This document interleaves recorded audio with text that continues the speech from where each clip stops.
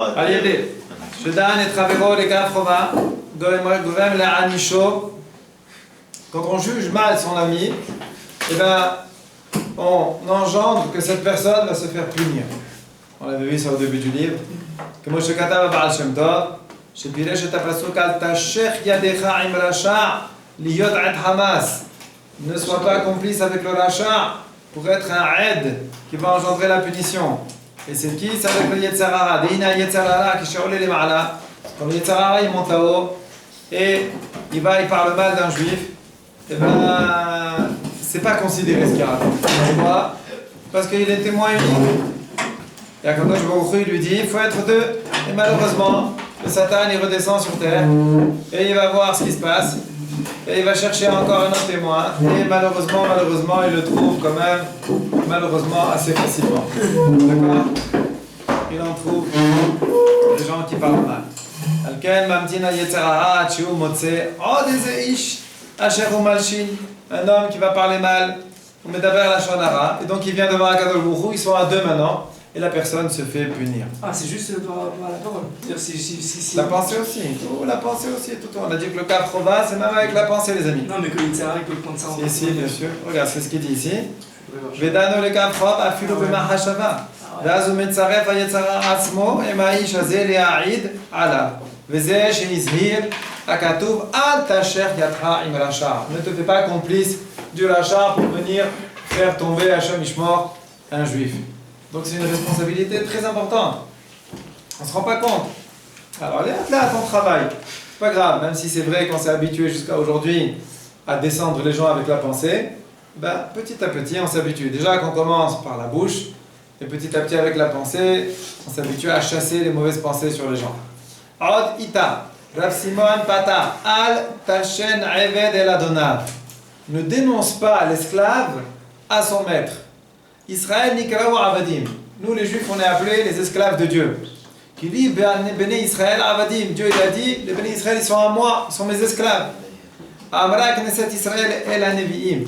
Al tiruni shani shahar holet. Knesset Israël a dit aux Neviim ne me regardez pas que je suis un petit peu noirci. En lecha samer bibne bibana yoter mi Moshe. Il n'y a pas plus joyeux parmi mes enfants que Moshe. ועל ידי שאמר שמעון האמורים נגזר עליו שלא ייכנס לארץ ישראל.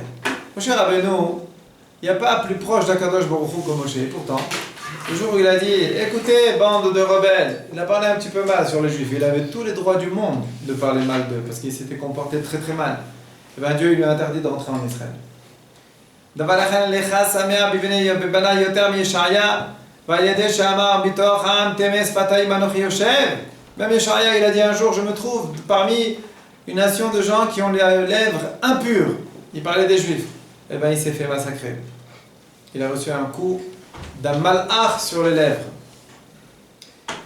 Ça veut dire quoi? Que même les plus grands des plus grands, dès qu'ils disent un mot de travers sur les juifs, ils se font esquinter. Ve'yemata soneh ish Israël tiye merkava letuma. Regardez, c'est très dur. Le Sefer HaHaredim Midim.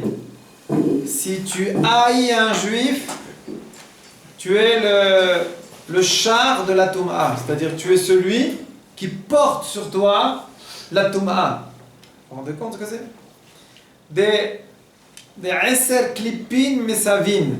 La Touma, des 10 clipotes de Touma. Mesavin, ça veut dire de Touma. Nimtsa halila. Quelqu'un qui n'aime pas un juif, quelqu'un qui parle du mal d'un juif, il est le soutien de toute l'impureté.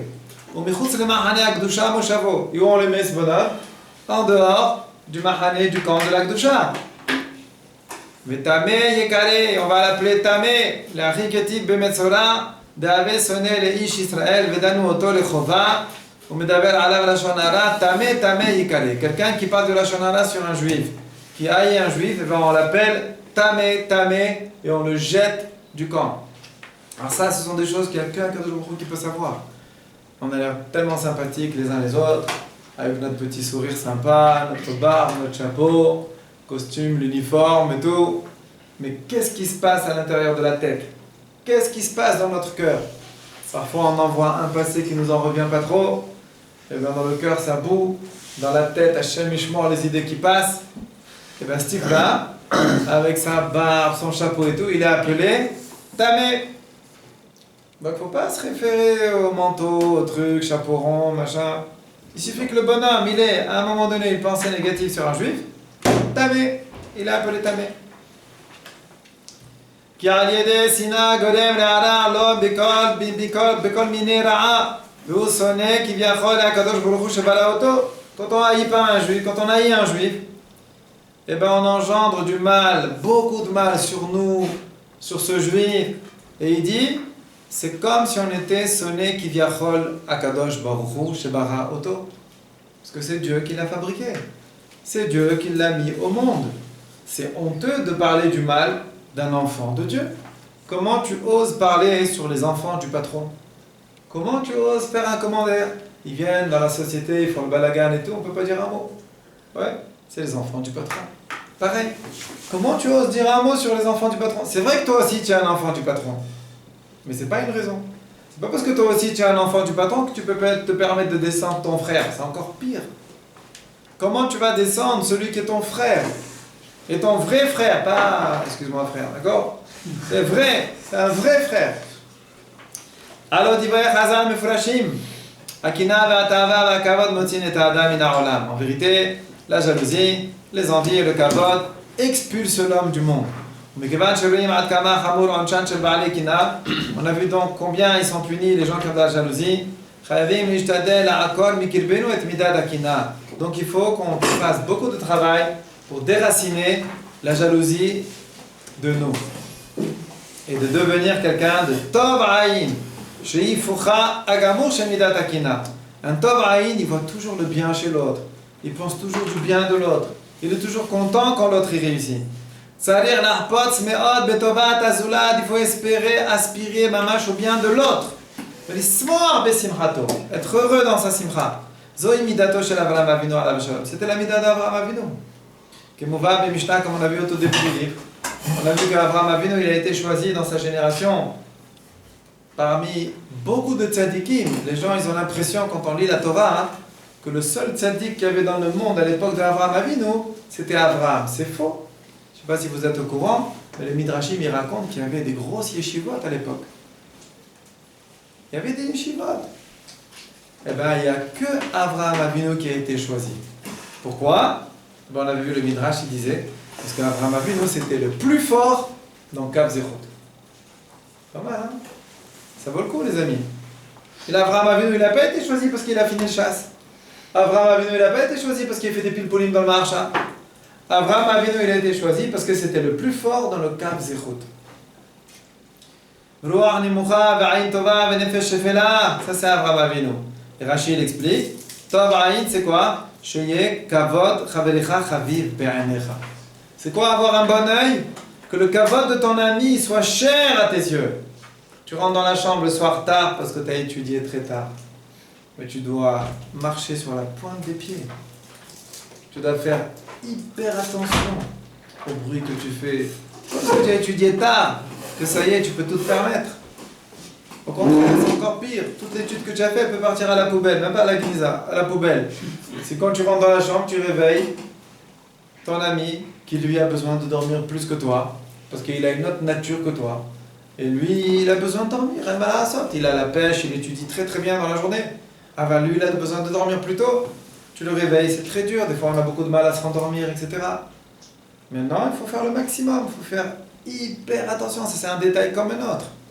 Le kavod de ton ami, comment tu parles, comment tu réagis, comment tu remercies, comment tu te comportes à table vis-à-vis des gens qui t'entourent, comment tu lui demandes de t'apporter quelque chose. Il ne faut pas prendre les gens pour des serviteurs. Il y en a, ils ont ça dans le sang, quoi. Ils sont assis, t'es par là-bas, tu peux m'apporter ça, et toi tu es par là-bas. Mais attends, tu parles d'un juif. Un juif, c'est pas ton serviteur. Ok, il est à côté d'un endroit là-bas, tu peux lui demander. On n'a pas dit maintenant qu'on ne peut rien demander. Aval, il faut que son kavod il soit aussi important que le tien. C'est-à-dire tu dois réfléchir à 2 fois avant de demander stam quelque chose. Il monte au chocolat, tu peux m'amener une chichia de coca. Ça pèse lourd une chichia de coca, les amis. D'accord? Et là, ouais, ça va, il est costaud. Ok, il est costaud. Mais en attendant, il va marcher pendant 10 minutes avec 15 kilos pour toi, pour tes beaux yeux. Il faut savoir à qui on demande, comment, mou, pourquoi. C'est important.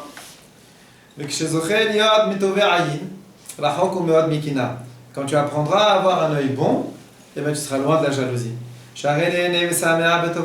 Pourquoi? Parce qu'un œil bon, il est content. Il est heureux quand son copain il est content. Il est heureux quand son copain il obtient des bonnes choses. Un œil mauvais, il voit tout mal. Son copain il a eu quelque chose, il a un pincement dans le cœur. Comme ça, automatiquement.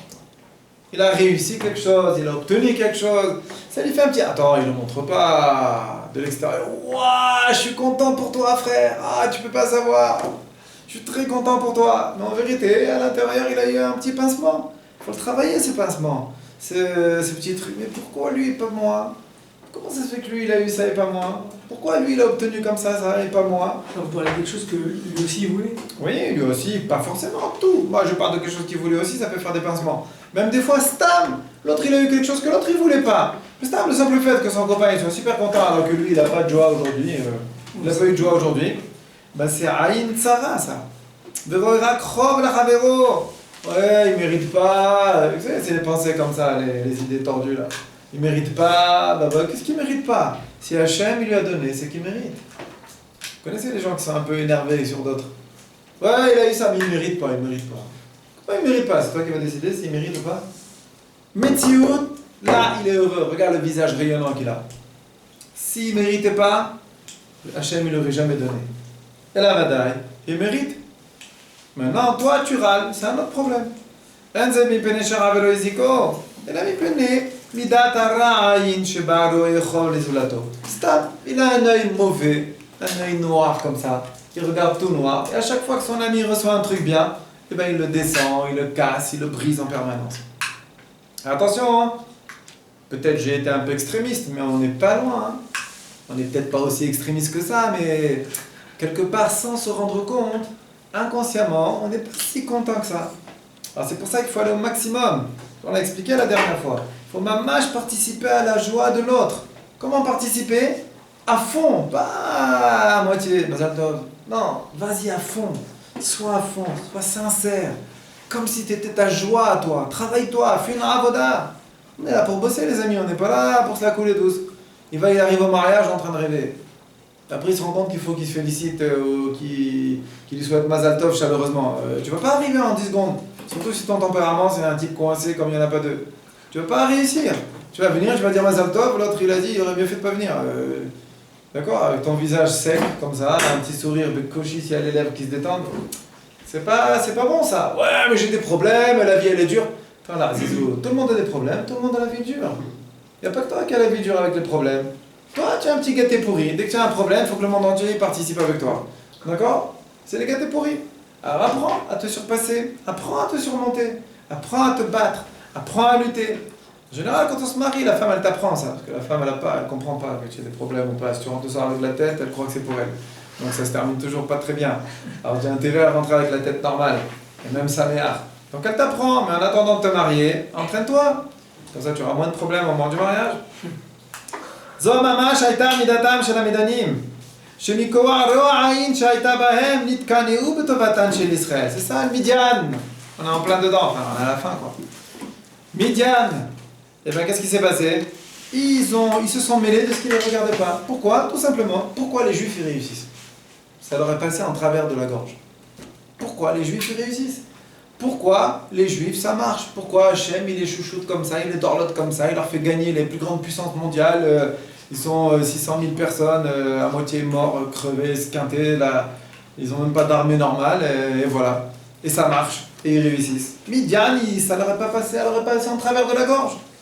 Et à cause de ça, ils sont partis se mêler de ce qu'il ne faut pas, ils ont commencé à regarder les bénis Israël en parlant du mal d'eux.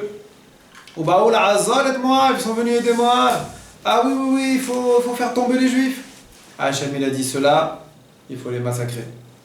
Pourquoi? Parce que c'est mauvais, c'est méchant.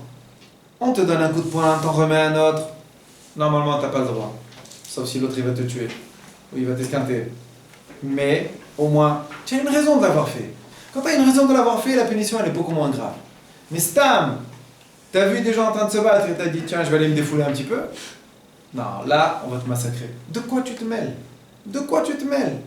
מידה זו יכולה להביא את האדם עד כדי מה שכתוב במסילת ישרים, האמנם יש מי ששכלותו רבה כל כך עד שאם יראה לחברו איזה טובה יתעשש בעצמו וידאג ויצטער עד שאפילו הטובות שבידו לא ייהנו. Ça, c'est le cas extrême. C'est-à-dire le bonhomme il peut arriver à un stade où quand il voit quelque chose de bien chez l'autre, ça lui fait tellement de peine, tellement ça l'angoisse, que lui-même il n'arrive pas à profiter de ce qu'il a de bien. Il n'arrive pas à kiffer ce qu'il a de bien en lui.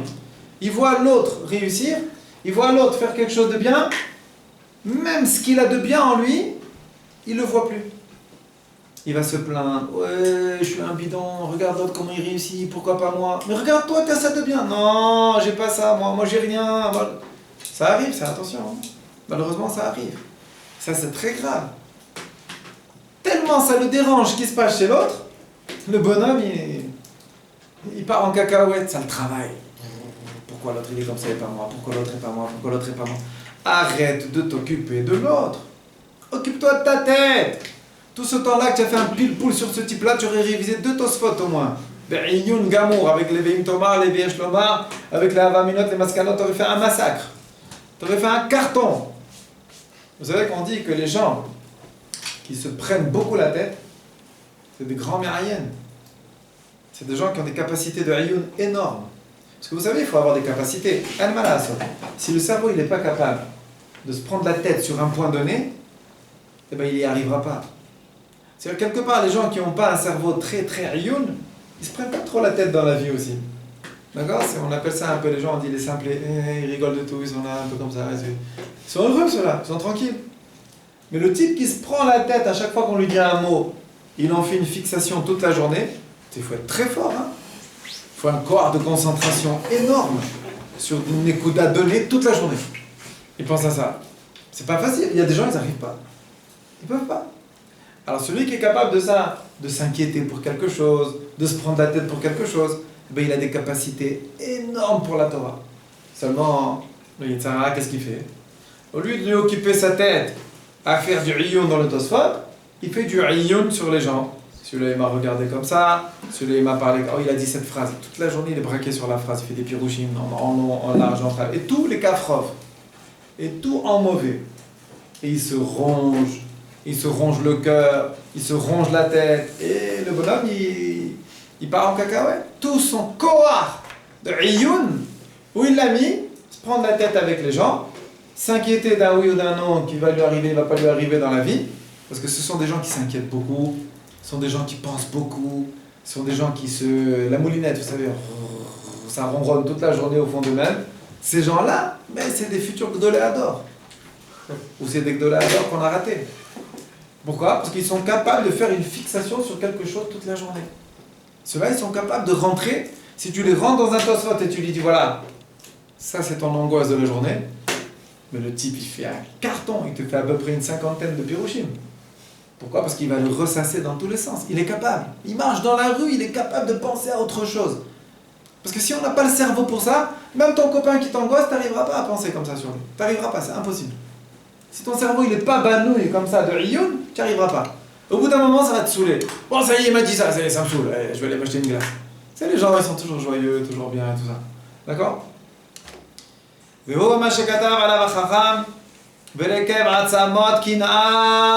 La jalousie, les amis, ça pourrit les os. Ça pourrit les os.